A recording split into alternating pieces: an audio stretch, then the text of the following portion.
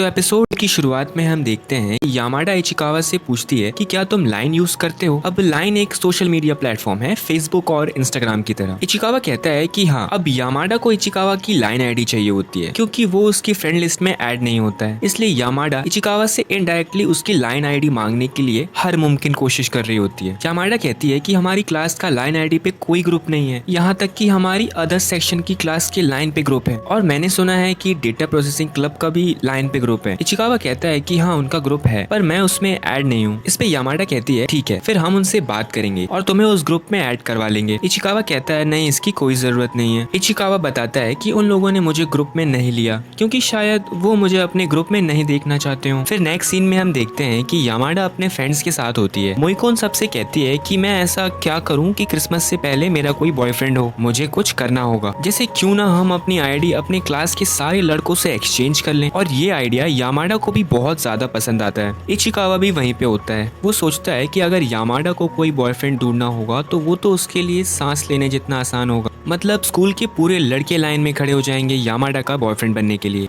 मुझे लगता है ये सब चीजें मुझे यामाडा पे ही छोड़ देनी चाहिए। यामाडा तभी इचिकावा के पास आती है। यामाडा के कुछ बोलने से पहले ही वहाँ पर मोइको भी आ जाती है। मोइको कहती है इचिकावा, क्या मुझे तुम्हारी लाइन आईडी मिल सकती है। इचिकावा अपनी आईडी मोइको को दे देता है और मोइको इचिकावा को अपनी आईडी दे देती है। मोइको इचिकावा की प्रोफाइल पिक्चर की तारीफ करने लगती है। अब उन दोनों को ऐसे बात करता देख यामाडा उठकर दूर बैठ जाती है और इचिकावा को बड़े खतरनाक तरीके से देखने लगती है। यामाडा को ऐसे घूरते देख इचिकावा डर जाता है और सोच में पड़ जाता है कि इसे क्या हो गया। आगे मोइको फिर यामाडा को अपने साथ ले जाकर कहती है तुम्हारे लेवल के हिसाब से तुम बढ़िया लड़के डिजर्व करती हो। यामाडा कहती है मैं समझी नहीं। मोइको बताती है कि जैसे हमारी क्लास में इशिमुरु है, तुम्हें उससे बात करनी चाहिए और उससे लाइन आईडी लेनी चाहिए। यामाडा कहती है इशिमुरु भी सेम अपार्टमेंट में रहता है जिस अपार्टमेंट में मैं रहती हूँ। मोइको कहती है कि क्या, इसका मतलब तुम दोनों बहुत क्लोज हो गए हैं ना। अब यामाडा एक बार इचिकावा की तरफ देखती है और हाँ कह देती है। यामाडा बताती है कि हमारे पेरेंट्स एक दूसरे को बहुत अच्छी तरह से जानते हैं और अक्सर हम जब एक दूसरे से मिलते हैं तो हमेशा बातें करते हैं। इचिकावा भी ये सब सुनकर यामाडा और इशिमुरु के बारे में बहुत सोचने लगता है। मोइको यामाडा से कहती है तब तो तुम्हें अब भी जाकर इशिमुरु से उसकी लाइन आईडी मांगनी चाहिए। मोइको फिर यामाडा को इशिमुरु के पास धक्का देकर भेज देती है। इचिकावा के मन में अलग ही जंग चल रही होती है। यामाडा हिचकिचाते हुए इशिमुरु की आईडी मांगने जा रही होती है। इसी पल इचिकावा सोचता है कि मेरे पास ऐसा कोई कारण नहीं है जिससे मैं यामाडा को इशिमुरु की आईडी लेने से रोक पाऊं। इचिकावा को उसी पल ख्याल आता है कि शुरुआत में यामाडा को उसकी लाइन आईडी चाहिए थी, तभी वो इनडायरेक्टली इचिकावा से बार बार उसकी लाइन आईडी मांगने की कोशिश कर रही थी, पर इचिकावा इस बात को नहीं समझ पाया। फिर इचिकावा को इस बात का पता चलते ही इचिकावा भरी क्लास में खड़े होकर चिल्ला देता है जिससे सारी क्लास डिस्ट्रैक्ट हो जाती है और यामाडा और इशिमुरु की बीच की बात ही रह जाती है और उन दोनों के बीच की बात वहीं खत्म हो जाती है। मोइको इचिकावा को देखकर कहती है कि ये लड़का सच में बहुत ही ज्यादा अजीब है। इचिकावा अपने मन में कहता है कि मैं यामाडा से अगली बार इस बारे में पक्का बात करूंगा। फिर नेक्स्ट सीन में हम देखते हैं इचिकावा अपने घर में बुक पढ़ रहा होता है पर उसका ध्यान कहीं और ही होता है। इचिकावा सोचता है कि यामाडा को मेरी लाइन आईडी चाहिए थी पर उसको ऐसी क्या मजबूरी आ पड़ी थी। उसके पास तो दोस्तों की कमी नहीं होगी, शायद उसके लिए ये कोई बड़ी बात ना हो। फिर इचिकावा यामाडा के बारे में सोचने लगता है कि यामाडा को किस टाइप के लड़के पसंद होंगे। वो सोचता है कि यामाडा को शायद लंबी हाइट के और दिखने में बहुत ही गुड लुकिंग लड़के पसंद आते होंगे।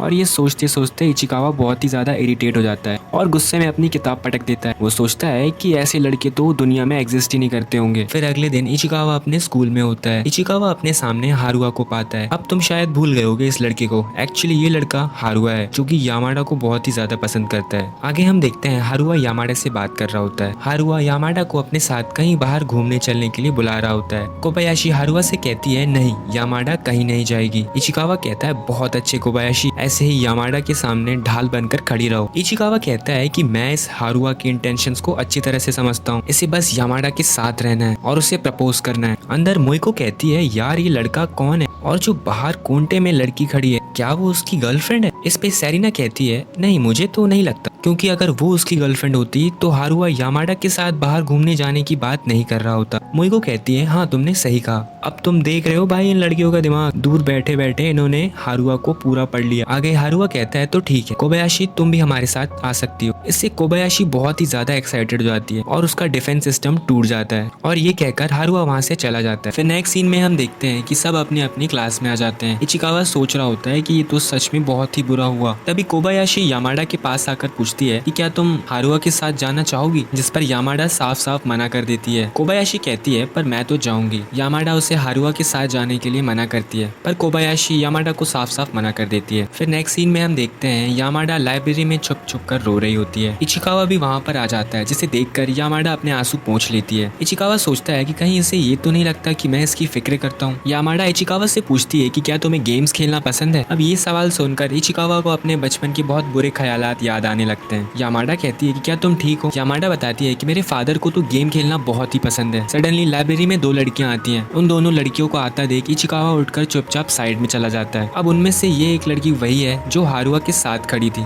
जब हारुआ यामाडा से बात कर रहा था। वो दोनों वहाँ आकर यामाडा की बहुत तारीफ करने लगती हैं। वो कहती हैं कि मैंने सही सुना था, तुम तो बहुत ही ज्यादा सुंदर हो। उनमें से एक लड़की यामाडा से कहती है कि मैं दावे के साथ कह सकती हूँ कि तुम्हारा कोई ना कोई बॉयफ्रेंड जरूर होगा। इस पर यामाडा कहती है कि नहीं नहीं, मेरा कोई बॉयफ्रेंड नहीं है। पर वो लड़कियां कहती हैं कि चलो भी मजाक मत करो। यामाडा उन्हें बहुत समझाने की कोशिश करती है पर वो दोनों लड़कियां नहीं मान रही होती हैं। इचिकावा भी वहीं पर होता है और ये सब सुन रहा होता है। वो लड़की कहती है कि यामाडा तो अब टीवी में भी आती है, ये बस हमसे झूठ कह रही है कि इसका कोई बॉयफ्रेंड नहीं है। यामाडा एक बार इचिकावा की तरफ देखती है जो कि चुपचाप अपनी बुक्स ढूंढ रहा होता है। यामाडा ये सब सुनकर बहुत ही ज्यादा इरिटेट हो जाती है और गुस्से में उन दोनों लड़कियों को चिल्लाकर कहती है कि मेरा कोई बॉयफ्रेंड नहीं है। और यही बात इचिकावा से भी गुस्से में कहती है कि मेरा कोई बॉयफ्रेंड नहीं है, समझे तुम।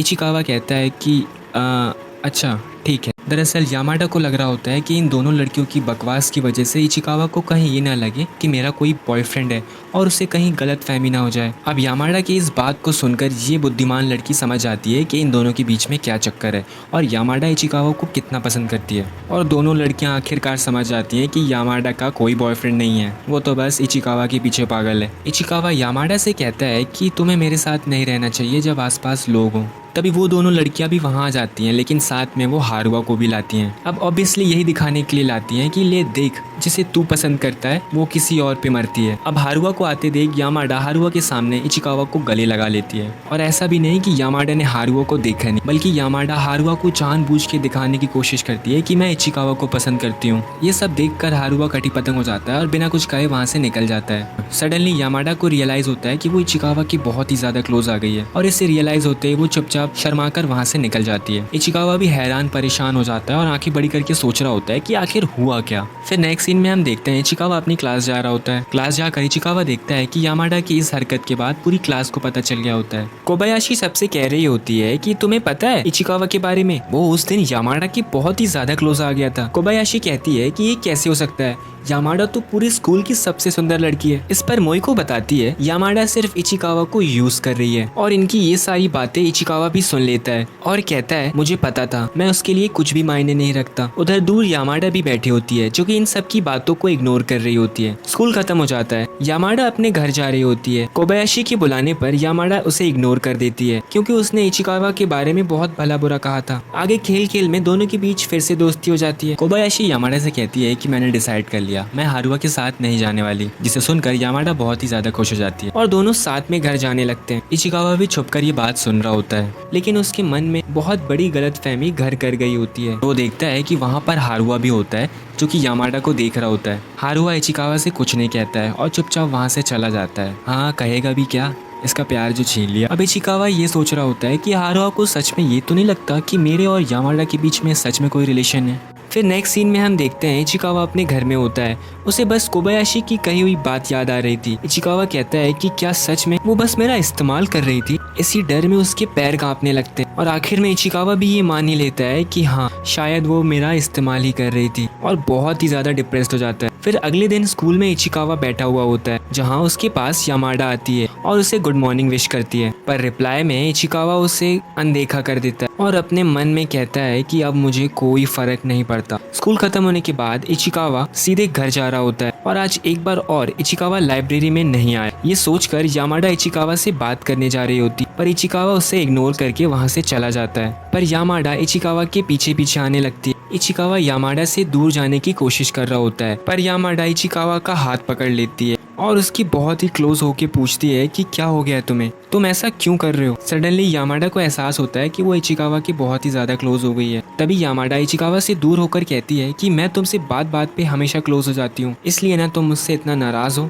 इचिकावा सोचता है कि ये अभी तक उस बात के लिए परेशान है जब मैंने इसे पिछली बार लोगों के सामने मुझसे क्लोज ना होने के लिए कहा था। अब ये बात इचिकावा ने कही तो यामाडा की भलाई के लिए ही थी कि कहीं पूरी क्लास के सामने यामाडा को इचिकावा की वजह से एम्बैरेस ना होना पड़े। पर यामाडा को तो ये लगा कि उसका इतना क्लोज होना इचिकावा को अच्छा नहीं लगा। इस पर इचिकावा यामाडा से कहता है कि नहीं, ऐसा कुछ भी नहीं है, और वहाँ से जाने लगता है। यामाडा इचिकावा से सॉरी कहती है। इचिकावा अपने मन में सोचता है कि ये आंसू इसलिए बहा रही है क्योंकि मैंने इसकी ईगो हर्ट कर दी, या शायद अब तक ये जिस लड़के का यूज कर रही थी अब वो उससे नफरत करता है। इचिकावा फिर पलट कर देखता है, वो देखता है कि यामाडा बहुत बुरी तरीके से रो रही होती है। यामाडा को ऐसे रोता हुआ देख इचिकावा को यामाडा की मन की सच्चाई दिख जाती है और वो कहता है कि मैं जानता था, मेरा दिल कह रहा था ये वैसी लड़की नहीं है जैसा मैं समझ रहा था, मुझसे बहुत बड़ी गलती हो गई है। मुझे पता नहीं बस क्यों कोई बहाना चाहिए ताकि मैं इससे नफरत कर सकूं। मैं बस डरता हूं कि कहीं मैं इससे सच में प्यार न कर बैठूं। इचिकावा फिर यामाडा को टिश्यू पेपर देता है। इचिकावा बताता है कि आज मुझे लंच ब्रेक में कुछ काम था, सो मैं इसलिए आज लाइब्रेरी नहीं आ पाया। इस पर यामाडा कहती है, सच में ना, तुम मुझसे नाराज तो नहीं हो ना। इस पर इचिकावा कहता है कि नहीं, और फिर यामाडा इचिकावा को अपने गले से लगा लेती है। यामाडा कहती है, मुझे माफ करना, मैं फिर से तुम्हारे बहुत क्लोज आ गई, और अपना हाथ हटा लेती है। इस पर इचिकावा कहता है कि नहीं, मैंने ऐसा तो नहीं कहा था, और फिर यामाडा का हाथ पकड़कर वो वापस अपने ऊपर रख लेता है और आखिर में फिर दोनों साथ में घर जाते हैं। आगे इचिकावा यामाडा से कहता है कि ये तुम्हारी बुक मुझे वापस करनी थी, मैंने पूरी पढ़ ली। इस पर यामाडा पूछती है कि तुम्हें इसका कौन सा पार्ट सबसे अच्छा लगा, और फिर इचिकावा और यामाडा दोनों साथ में उस बुक की पसंदीदा पार्ट को दोनों साथ में दोहराते हैं। ये सुनकर यामाडा बहुत ही ज्यादा खुश हो जाती है और इसी के साथ एपिसोड 9 यहीं पे खत्म हो जाता है। अरे रुको, अभी जाना नहीं, थोड़ा सा और है। विंटर चालू हो गया है और मोइको का अभी तक कोई भी बॉयफ्रेंड नहीं है, जिससे मोइको बहुत ही ज्यादा नाराज है। और इधर हम देखते हैं कि इतनी मुश्किलों के बाद इचिकावा और यामाडा आखिरकार अपनी लाइन आईडी शेयर कर ही लेते हैं, जिससे इचिकावा बहुत ही ज्यादा खुश हो जाता है। और फाइनली इसी के साथ अपना एपिसोड 9 यहीं पे खत्म होता है।